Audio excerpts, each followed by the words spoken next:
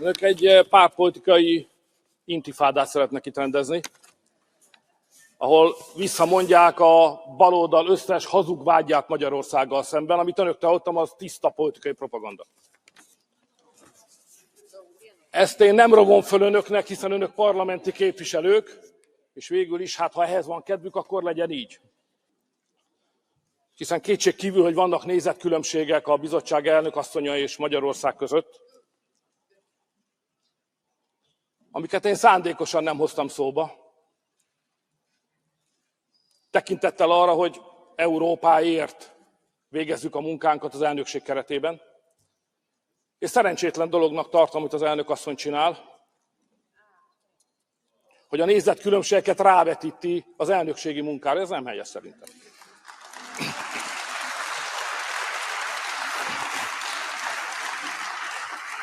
Sajnálattal kell fölidéznem a régebbi emlékemet. Régebben nem így volt ez. A bizottság elnökét sosem mondott volna ilyeneket, mint most az elnök asszony. Nem fordulhatott volna elő. Tekintettel arra, hogy régebben, ahogy az alapszerződés mondja, a bizottság a guardian of the treaty. Egy semleges testület volt, aminek az volt a dolga, hogy őrködjön a treaty felett. Az volt a dolga, hogy a politikai vitákat félretolja, és a különbségeket a jog mezején kezelje. De sajnos úgy látom, hogy az elnök asszony ezt megváltoztatja, és a Guardian of the Treaty-ből egy politikai fegyvert csinál, egy politikai testületet, ami bennünket, jobboldaliakat, patriótákat és európai hazafiakat támad. Ez nem helyes szerintem. Szándékosan kerültem az elnökség kapcsán Ukrajnát. De ha akarják, hát beszéljünk róla. Először is tisztelt bizottsági elnök asszony, a leghatározottabban utasítom vissza, amit mondott. Minden analógia és összehasonlítás, ami magyar 56-os szabadságharcosokat vet össze Ukrajnával, tévedés és meggyalázása a magyar szabadságharcosok emlékének. Semmi közös nincsen 56-ban, meg az ukrán-orosz háborúban.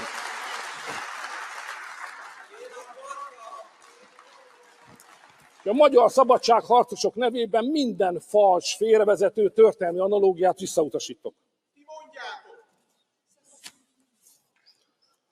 Viszont szívesen beszélek arról, hogy már az angol száz nyilvánosságban is van egy mondat, amit mindenki elfogad, csak úgy látom, a háború mellett érvelő európai képviselők nem fogadják el.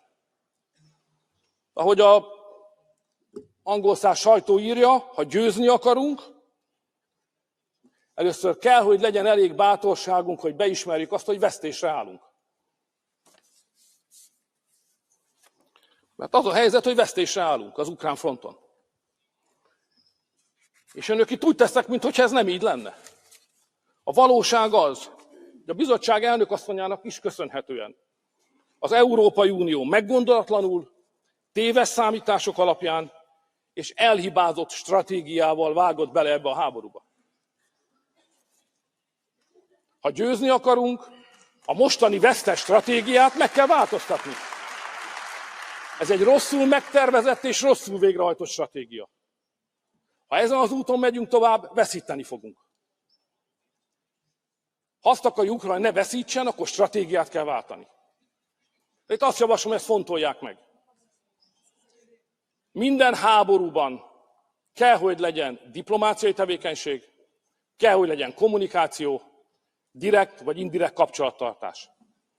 Ha ezt elmulasztjuk, egyre mélyebbre megyünk a háború bugyrába.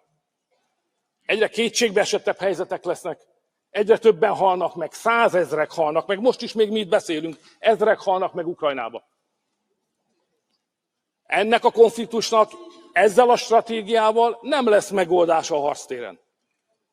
Ezért javaslom, hogy álljanak ki inkább a béke mellett. Érveljünk a tűzszünet mellett, és csináljunk egy másik stratégiát, mert ezen mindannyian rajta fogunk veszíteni. Többen érveltek az Európai Egység mellett, talán Weber képviselő úr is. Mi a Unity in Diversity hívei vagyunk. Sosem fogunk beletörődni abba, hogy az Európai Egység azt jelentse, hogy önök ránk parancsolnak, hogy fogjuk be a szánkat, ha valami nem tetszik. Az Európai Egység nem azt jelenti, hogy mindenkinek be kell fogni a száját, aki nem ért egyet a többséggel vagy a bizottság elnökasszonyával.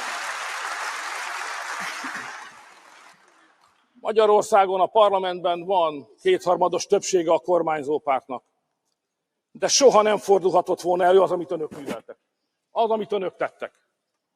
Magyarországon hiába van kétharmada a kormánypárti képviselőknek, az ellenzék minden pártja mindig megkapta azokat a bizottsági pozíciókat, amik megilletik őket.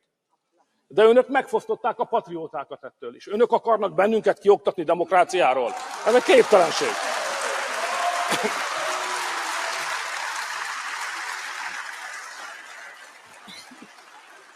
A Magyarországra vonatkozó korrupciós vádakat vissza kell utasítanom. Én, ha akarják, belemehetek egy személyeskedő vitába, hiszen egy olyan testületnek a ülésén vagyunk, ahol van szakértelem a korrupciót illetően, ugye?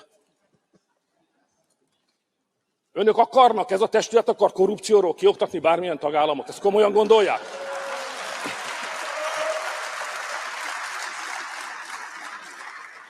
Az uniós pénzekről pedig csak annyit szeretnék önöknek mondani, hogy mindannyian tudjuk, hogy az a pénz, ami az unióból támogatásként érkezik Magyarországra, annak 80%-a visszamegy önökhöz.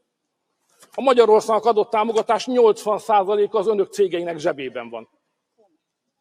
Ezek után bennünket kritizálnak azért, mert elfogadjuk az uniós támogatásokat. Logikus ez? A bizottság elnökasszonya szóba hozta, hogy mennyien dolgoznak oroszok Magyarországon. A hipokrácia esete forog fenn. Magyarországon